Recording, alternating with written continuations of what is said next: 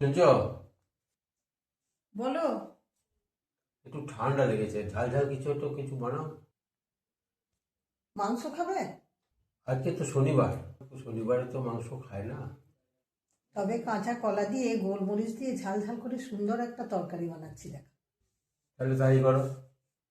ঠিক আছে।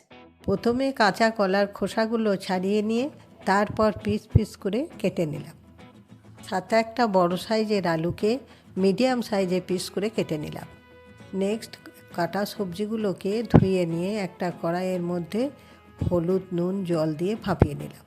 ভালোভাবে সেদ্ধ হয়ে গেলে একটা জায়গায় তুলে রাখলাম। ও তারপর অন্য একটা কড়াইয়ের মধ্যে জিরে গোলমরিচ 3টে এলাচ একটু নেড়ে নিয়ে পাশে একটা জায়গায় রেখে দিলাম। তারপর একটা কড়াইয়ের মধ্যে 2 চামচা তেল, 2টো তেজপাতা, 5 সম্বরা আদা লঙ্কা বাটা দিয়ে তাতে টমেটোর হলুদ নুন অল্প গুড় দিয়ে কষে জল দিয়ে ঢাকা দিয়ে দিলাম। মশলাটা ভালো করে ফুটে গেলে তাতে সিদ্ধ করে রাখা কাঁচা কলা আর আলু একটু নেড়ে চেড়ে নিয়ে ঢেকে দিলাম। এরপর গ্যাস অফ করে সামান্য ঘি আর আগে থেকে রাখা মশলাটা গুঁড়ো করে দিয়ে দিলাম। শেষে সবটা ভালো করে মিক্স করে নিলাম।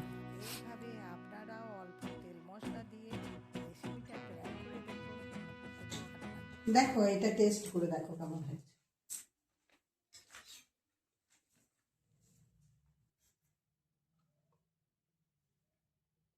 খুব ভালো হয়েছে।